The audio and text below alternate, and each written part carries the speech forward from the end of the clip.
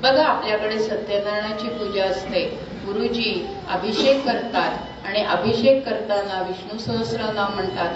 ओम विश्वं विष्णुर्वषट्कारो भूत भव्य भवत्प्रभू भूतकृत भूतवृद्भावो भूतात्मा भूतभावना भूतात्मा परमात्मा च मुक्तानां परमांगती असं संपूर्ण विष्णू सहस्रनाम म्हणतात. आणि त्यावेळेला आम्ही स्वयंपाक करत असतो माता भगिनी.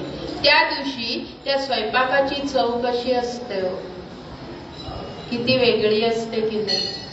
तोच रवा, तीच साखर, तेच तूप, करणारी बाई तीच, पण त्या दिवशीचा शिरा त्याला आम्ही प्रसाद म्हणतो. आणि एरवीचा शिरा त्याला म्हणजे म्हणतात बघा आपल्याकडे प्रसादाचा शिरा करा. प्रसादाचा शिरा केला तरी त्याला ती चव येत नाही प्रसादाची. का येत नाही तर त्या दिवशी तो भाव नसतो. तो भाव का नसतो तर आमच्या आजूबाजूला जे त्या दिवशी आत्ताच्या भाषेत सांगायचं मराठीमध्ये म्हणजे आरा, तो जो आरा असतो ना तो सगळा कसा असतो. त्या दिवशी पूजा असते तेव्हा पॉझिटिव्ह असतो आणि जेव्हा पूजा नसते तेव्हा निगेटिव्ह असतो.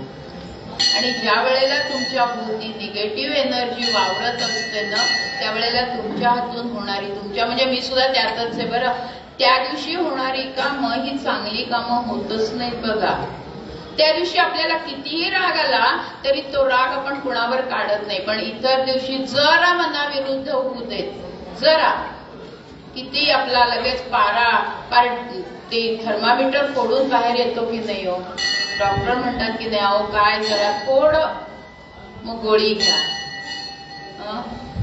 का होतं असं, याचं कारण हे आहे की सत्संग नसतो. सत्संग जेव्हा असतो ना तेव्हा आपोआपच आपला जो काय म्हणू आपल्या आजूबाजूचा जो ऑरा असतो, जी एनर्जी असते आपली स्वतःची, ती सगळी एनर्जी आपोआप पॉझिटिव्ह होऊन जाते. त्याला काही वेगळं करावंच लागत नाही, काहीच करावं लागत नाही. आपोआप अरे ही असं म्हणते का मग आपलं असंच असलं पाहिजे. 10 जण असं म्हणतायत म्हणजे हे असंच असलं पाहिजे असं आपल्याला तेव्हा वाटायला लागतं. आणि हे केव्हा वाटतं तर हे फक्त सत्संगामध्येच वाटतं. नाहीतर बघा अहो साधी एखाद्याच्या पायाला ठेच लागली म्हणून आपण भेटायला जावं, भेटायला आलेली लोक काय सांगतात, बाई जग ग, त्यावर ठेच लागली, त्यांनी ते काय पॉयझन झालं, गँग्रीन झालं, पाय तोडावा लागला, संपलं नाव. पण ते जर सत्संगामध्ये असेल तर आपण काय म्हणतो, काही नाही का रामनाम घे सगळं बरं होऊन जाईल. होतं की नाही हे असं. पण हे केव्हा होतं जेव्हा आम्ही नाहीतर हे असंच सगळं वाढत होतं. एक जण येतं होईल ते म्हणतं गँग्रीन होईल, दुसरे म्हणतात अगं नुसतं गँग्रीन नाही पाय तोडून राहत नाही काही होऊ शकतं. माझ्या सासूबाईंचं असंच झालं होतं. काय म्हणजे इतक्या आपण म्हणजे त्यांना, कारण आपल्या मनामध्ये सुद्धा त्या वाईट वेव्स चुकीचे विचार आपल्या मनामध्ये पसरत असतात आणि तेच विचार आपण समोरच्या मनामध्ये टाकतो. पण हे जर सत्संगात असेल ना तर आपण पटकन म्हणून जातो, काही नाही ग करुणाष्टक म्हण पटकन बरं होईल, फार काही करू नको, भीमरूपी म्हण. आमच्या रखमाबाईंना काय सांगितलं होतं रुक्मिणी मातेला, तुझे पती घरी नाहीयेत ना, बाहेर गेलेत ना, काही करू नकोस, काही करू नकोस, फक्त या अश्वत्थाला प्रदक्षिणा घाल, प्रदक्षिणा घाल. त्या रोज प्रदक्षिणा घालतायत. आले की नाही हो विठ्ठलपंत घरी. बरं नुसते आले नाही, आम्हाला 4 भगवंत देऊन गेले. हे कशामुळे, कारण हे जे झालं हे कशामुळे झालं तर हे सत्संगामुळे झालं. संत सज्जन जेव्हा त्यांच्या बरोबर आपण राहतो त्यावेळेला ते आपल्या मनामध्ये असं छोटे छोटे उपाय सांगतात आणि आपल्यातली जी निगेटिव्ह एनर्जी आहे ना ती बाहेर काढायचा प्रयत्न करतात. म्हणून सत्संगामध्ये राहायचं. आणि सत्संगामध्ये सत्संग मिळणं हे खूप अवघड आहे, हे आपल्याला सूत्रश्लोकात सांगितलंय. आणि सत्संग हा फक्त मनुष्य देहातच मिळतो, इतर कुठल्याही देहामध्ये सत्संग मिळत नाही. आम्ही किती म्हटलं की नाही आमचं कीर्तन होईपर्यंत ती गाय इथं येऊन बसते, ते बसते म्हणजे कुठेतरी इकडे, म्हणजे ती काय मुद्दाम येत नसते किंवा ती मुद्दाम बसत नसते.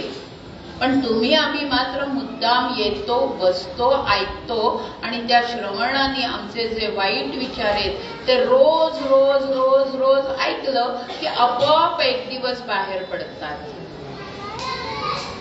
आणि मग वाटतं जन्मुनी केले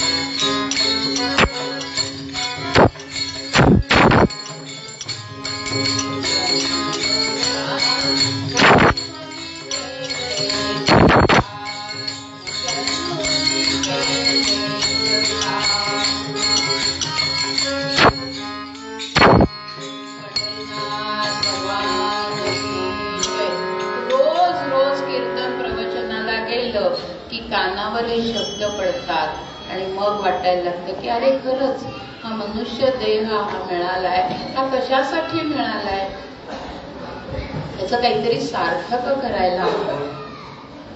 आणि हे सार्थक केलं ना की मग आचार्य म्हणतात तसं मग पुन्हा पुनर्जन्म नाही. पुनरपि जननम पुनरपि मरणम पुनरपि जननी जठरे हे पुन्हा पुन्हा घडत नाही. आणि हेच महाराज आपल्याला सांगतायत ना शेवटच्या चरणामध्ये, तुका म्हणे आता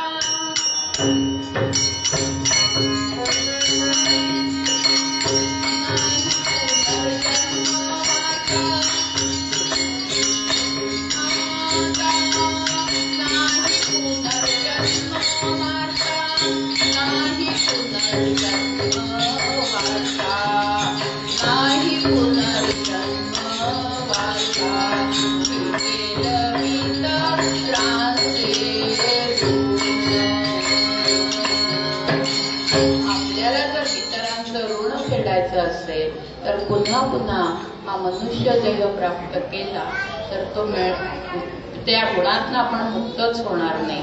आणि ते मुक्त होण्यासाठी महाराज आपल्याला साधा सोपा उपाय सांगतात की आपल्या घरामध्ये फक्त आणि फक्त त्या भगवंताचं नाव घ्या. ते नाव घेतलं ना की आपोआप हा मनुष्य देहाचं सार्थक होईल. कीर्तन परंपरेप्रमाणे एक माळ करू आणि नंतर चरित्राकडे वळू.